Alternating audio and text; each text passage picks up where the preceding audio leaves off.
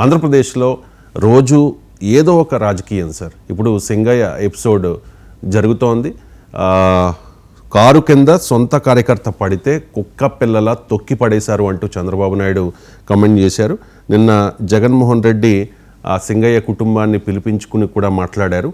అంబులెన్స్లో ఏదో జరిగింది అనే అనుమానాన్ని కూడా జగన్మోహన్ రెడ్డి వ్యక్తం చేసిన పరిస్థితి సార్. ఏం సార్, చాలా సమస్యలు ఉండగా ఈ సింగయ్య మృతి మీదే ప్రతిరోజు ఏదో ఒక రాజకీయం జరుగుతూ ఉంది, ఏమంటారు? మృతిపైనే జరుగుతుందని అనలేము. అంతకుముందు తెనాలి ఎపిసోడ్ జరిగింది. అంటే రౌడీలకు రక్షణ ఇస్తున్నాడు, మద్దతు ఇస్తున్నాడు జగన్ అని. లేదు దళిత బిడ్డలపైన పోలీసుల అకృత్యాలు ఏంటి అని వైసీపీ. అంతకుముందు మీకు పొదిలి ఘటన జరిగింది, పొగాకు రైతుల సమస్య పైన అడుగుతున్నారని వైసీపీ. దానికి పార్టీ కార్యకర్తలను తీసుకొచ్చి కొడతాం రప్పరప్ప అనడం ఏంటి అని. సో ఇలా ప్రతిరోజు ఏదో ఒక అంశం పైన జరుగుతున్నది ఘర్షణ. దీనికి కారణం ఏంటి అంటే, ఒకటి ఆంధ్రప్రదేశ్ రాజకీయం సమస్యల చుట్టూ, ఇష్యూస్ చుట్టూ కన్నా వ్యక్తుల చుట్టూ ఉన్న రాజకీయం. ఇది పవన్ కళ్యాణ్ భాషలో చెప్పాలంటే కులాల చుట్టూ రాజకీయం. ఇది నేను అన్నాను కాదు, పవన్ కళ్యాణ్ అన్నాడు కదా. తెలంగాణలో రాష్ట్రం అన్న భావన ఉంటుంది, ఆంధ్రప్రదేశ్లో కులం అన్న భావన ఉంటుంది అని.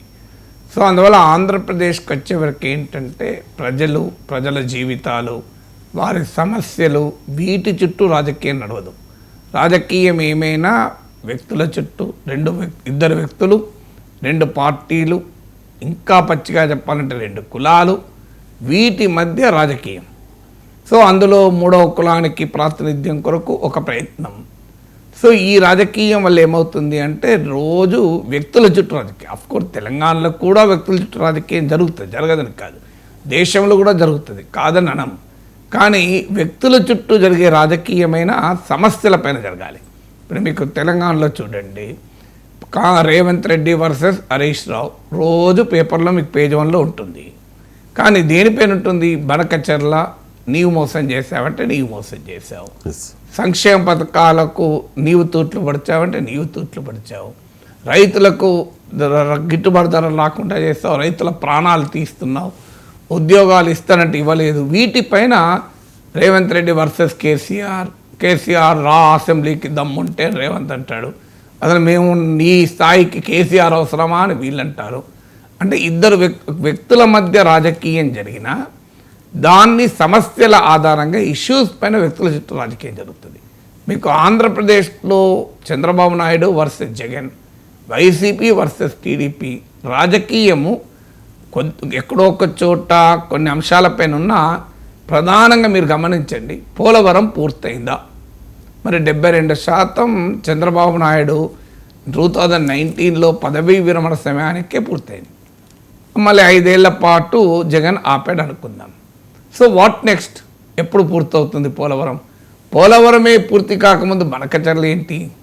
పోలవరం పూర్తయితే పోలవరం నుంచి బనకచెర్ల లింక్. సో పోలవరమే లేనిది బనకచెర్ల ఎక్కడిది? డయాఫ్రమ్ వాల్ మీద రోజు చర్చ. ఇప్పుడు మర్చిపోయారు మొత్తం. మీరు చూడండి, వైసీపీ టీడీపీ నిలదీయడం లేదు, టీడీపీ వైసీపీని కూడా నిలదీయడం లేదు. మీరు గమనించండి. సో ఎందుకు? జగన్మోహన్ రెడ్డి ముఖ్యమంత్రిగా ఉన్నంతకాలం తెలుగుదేశం పోలవరం ఏమైంది, పోలవరాన్ని అన్యాయం చేస్తారని అడిగారు. ఇప్పుడు అది ఆపేశారు. మీరు చూడండి, ఇప్పుడు ఎక్కడన్నా పోలవరం చర్చ జరుగుతుందా? వైసీపీ అడగదు, ఎందుకంటే అది జాతీయ ప్రాజెక్టు, కేంద్రాన్ని అడగడం. టీడీపీ అడగదు, ఎందుకంటే జాతీయ ప్రాజెక్టు, కేంద్రంలో బీజేపీ ఉంది, రాష్ట్రంలో టీడీపీ. అందువల్ల పోలవరం లేదు. విశాఖ స్టీల్ ప్లాంట్ ఎక్కడన్నా చర్చ ఉందా? మీరు అడపాదడప ఎప్పుడో ఒక ప్రకటన తప్ప వైసీపీ టీడీపీల మధ్య, జగన్ చంద్రబాబుల మధ్య అమీతుమి అని తేల్చుకోవడానికి విశాఖ స్టీల్ ప్లాంట్ ఇష్యూగా ఉందా? మీకు ఇలాంటి అనేక సమస్యలపైన, ప్రజల జీవితాలకు సంబంధించిన అంశాలు, రాష్ట్రానికి ప్రత్యేక హోదా వేతం ఎప్పుడో మానేశారు. సో ఈ సమస్యలపైన కన్నా వివాదాల చుట్టూ ఆంధ్రప్రదేశ్ రాజకీయం నడుపుతున్నారు. ఎందుకంటే రెండు పార్టీల మధ్య, ఇద్దరు వ్యక్తుల మధ్య ఈ రకమైన పోలరైజేషన్ జరగడం వల్ల జరుగుతున్న మొదటి పరిణామం. ఎందుకంటే ప్రజలు ఈ రెండు పార్టీల మధ్యనే నీకు 90% ఓటర్స్ ఉన్నారు. టీడీపీ వైసీపీల మధ్యనే 90% ఓటర్స్ ఉన్నారు. అందులో టీడీపీ ఓడిపోయినప్పుడు 40% ఓటు రిటైన్ చేసుకుంది, వైసీపీ ఓడిపోయినప్పుడు 40% ఓటు రిటైన్ చేసుకుంది. అందువల్ల ప్రతిపక్షంలో టీడీపీ ఉన్నప్పుడైనా ప్రతిపక్షంలో వైసీపీ ఉన్నప్పుడైనా వారి అంచనా ఏంటంటే తమకున్న 40% ఓటు ఎలాగూ రిటైన్ చేసుకుంటున్నాం కదా, ప్రభుత్వ వ్యతిరేకతతో గనక కొంత ఓటింగ్ షిఫ్ట్ అయితే అధికారంలోకి వస్తామన్నది లెక్క. ఎక్కువ ఓటింగ్ షిఫ్ట్ అయితే మొన్నటి రిజల్ట్ లాగా ఉంటుంది. సో తక్కువ ఓటు షిఫ్ట్ అయినా 2019 రిజల్ట్ వస్తుంది. సో అందువల్ల రెండు పార్టీలు ప్రతిపక్షంలో ఆ రోజు టీడీపీ ఉన్నా ఈరోజు వైసీపీ ఉన్నా ప్రజా సమస్యల చుట్టూ రాజకీయము కన్నా పార్టీని నాయకుడిని టార్గెట్ చేస్తూ రాజకీయం చేయడం ద్వారా షిఫ్ట్ ఏమాత్రం కొంత జరిగినా తమకు ఉపయోగం అనేది లెక్క. అంటే ఈ పోలరైజేషన్ పాలిటిక్స్ వల్ల ఇప్పుడు తెలంగాణకు వచ్చేవారు కనీసం కాంగ్రెస్ బీఆర్ఎస్ కాకుండా మధ్యలో బీజేపీ కూడా ఉంది, వాళ్ళు కొన్ని అంశాలపైన మాట్లాడుతుంటారు. సో ఇక్కడికి వచ్చే వరకు పూర్తిగా పర్సనలైజ్ పోలరైజ్ బాటిల్గా మారిపోయింది. సో ఇక్కడ బీజేపీ ఇద్దరికీ కామన్ ఫ్రెండ్, మీకు టీడీపీకి వైసీపీకి బీజేపీ కామన్ ఫ్రెండ్. అందువల్ల కేంద్ర ప్రభుత్వంతో సంబంధం ఉన్న ఏ అంశం పైన మాట్లాడారు. మీకు ఆ తెలంగాణకు వచ్చే వరకు కాంగ్రెస్కు బీఆర్ఎస్కు కామన్ రైవల్ బీజేపీ, కంప్లీట్గా డిఫరెంట్. అది ఆంధ్రప్రదేశ్లో BJP both TDP and YCP common friend అయితే తెలంగాణలో బీజేపీ కామన్ రైవల్. తర్వాత అక్కడ ఆంధ్రప్రదేశ్కి వచ్చేవరకు ఏంటంటే అపోజిషన్ స్పేస్లో కూడా కాంపిటీషన్ లేదు. సో అపోజిషన్ స్పేస్లో కాంపిటీషన్ ఉన్నప్పుడు ఏమవుతుందంటే ఇంకో పలానా ఇక్కడ తెలంగాణలో చూడండి, ప్రజల ఒక సమస్య పైన బీఆర్ఎస్ రియాక్ట్ అవుతుంది. ఇప్పుడు గ్రూప్ 1 విద్యార్థుల సమస్య కావచ్చు, నిరుద్యోగుల సమస్య కావచ్చు. సో బీఆర్ఎస్ రియాక్ట్ అవుతుంది అంటే బీజేపీలో కదలిక ఉంటుంది, బీజేపీ రియాక్ట్ అవుతుంది అంటే బీఆర్ఎస్లో కదలిక ఉంటుంది.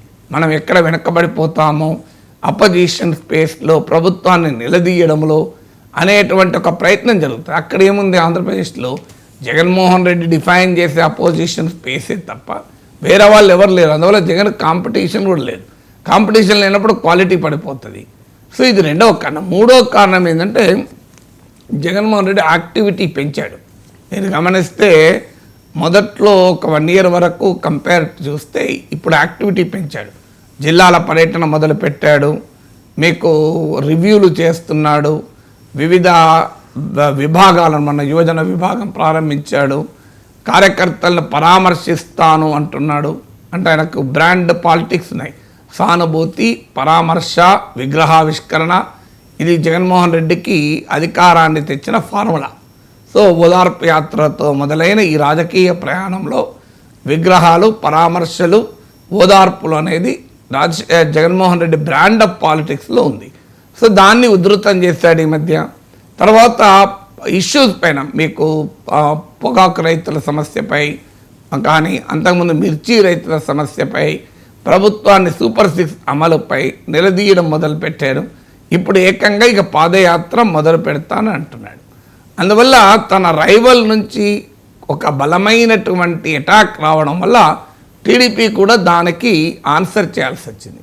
ఆ ఆన్సరు మీకు పొగాకు రైతులు, మిర్చి రైతుల విషయంలో కన్నా సింగయ్య విషయంలోనో జగన్మోహన్ రెడ్డి భూతము అని చెప్పడం ద్వారానో ఈ నరేటివ్ బిల్డింగ్ ద్వారా టీడీపీ అటాక్ చేయదలుచుకుంది.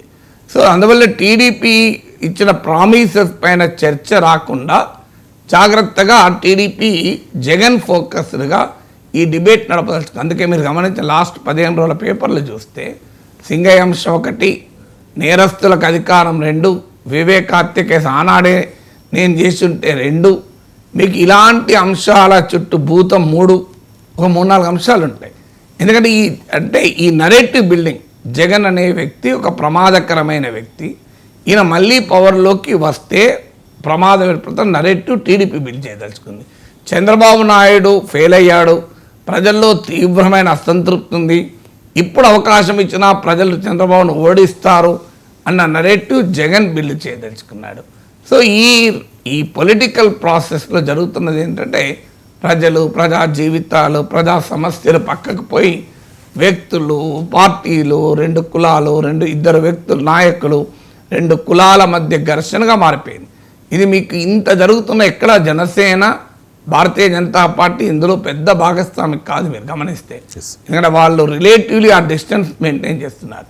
జనసేనకు వైసీపీతో గొడవ లేదా అంటే ఆ మాటకొస్తే జగన్ వ్యతిరేక ఓటు చీలకూడదు అని ఒక పొలిటికల్ థీసిస్ ముందు పెట్టి దానివల్ల విశాల అపోజిషన్ ఐక్యత, 3 పార్టీల ఐక్యతను తెచ్చి జగన్ ఓటుకి పవన్ కళ్యాణ్ ప్రధాన కారణం అయినప్పటికీ కూడా ఈ పర్సనలైజ్డ్ ఫైట్లో మీకు ఎక్కడ పవన్ కళ్యాణ్ కనబడతలేడు. మీరు గమనిస్తే జనసేన ఎక్కడా పోటీ లేదు. మీకు సమీకరణ కూడా కూటమి సమీకరణ కాదు. ఎక్కడికైనా జగన్ పోతే టీడీపీ కార్యకర్తలు వస్తున్నారు తప్ప టీడీపీ, జనసేన, బీజేపీ కార్యకర్తలు రావడం లేదు. అందుకే ఈ మధ్య మాధవ్ బీజేపీ అధ్యక్షుడు అయిన తర్వాత ఒక స్టేట్మెంట్ ఇచ్చాడు, బీజేపీ జెండా కూటమి ఎజెండా అని. అంటే దాని మీనింగ్ ఏంటి? కూటమి ఎజెండా ఒక్కదానితోనే మేము పోము, మా సొంత జెండా, సొంత ఎజెండా కూడా ఉంటుంది అని బీజేపీ చాలా స్పష్టంగా చెప్పింది. అందువల్ల బీజేపీ, జనసేన కూడా దీన్ని పూర్తిగా ఓన్ చేసుకోవడం లేదు. ఎందుకంటే ఇది totally personalised battle, Jagan versus Chandrababu మధ్య ఒక వ్యక్తిగతమైన యుద్ధంగా మారిన తర్వాత జనసేనకి ఏం సంబంధం, బీజేపీకి ఏం సంబంధం, మీకు పవన్ కళ్యాణ్కి ఏం సంబంధం అనే క్వశ్చన్ వస్తుంది కదా. అందువల్ల మీకు వైసీపీ కూడా చూడండి, ఈ మధ్య పవన్ కళ్యాణ్ పైన ఆ స్థాయిలో అటాక్ కూడా పెట్టడం లేదు. ఎందుకంటే జనరల్గా ఒక యాక్షన్ ఉంటే ఒక రియాక్షన్ ఉంటుంది. అందువల్ల ఇదేమి కొత్త కాదు. ఆంధ్రప్రదేశ్లో ఉమ్మడి రాష్ట్రంలోనే ఈ ధోరణి ఉంటే ఉమ్మడి రాష్ట్రంలో కనీసం ఇతర ప్లేయర్స్ ఉండే పాలిటిక్స్లో, బీఆర్ఎస్ అను లేకుంటే వామపక్షాలను. ఇప్పుడు ఆంధ్రప్రదేశ్కి వచ్చే వరకు కాంగ్రెస్ పూర్తిగా కనుమరుగైంది. అప్పుడు ఉమ్మడి రాష్ట్రంలో కాంగ్రెస్ ఉండే వర్సెస్ టీడీపీ ఉండే, ఇతర పార్టీలు ఉండే. ఇప్పుడు వైసీపీ, టీడీపీ తప్ప పూర్తిగా ఇండివిజువలైజ్డ్ పాలిటిక్స్గా ఛాన్స్ ఇద్దరి మధ్య ఎంత దాకా పోయిందంటే చంద్రబాబు నాయుడు చూస్తే వైసీపీ మద్దతుదారులకు మండుతుంది, జగన్మోహన్ రెడ్డి చూస్తే టీడీపీ మద్దతుదారులకు మండుతుంది. ఈ మంటకు కారణం ఇంకో పలానా సమస్య పైన వీళ్ళ వైఖరి నాకు నచ్చక అని కాదు, కేవలం వ్యక్తి ఆరాధన, వ్యక్తి చుట్టూ ఉండేటువంటి రాజకీయం తప్ప మరొకటి.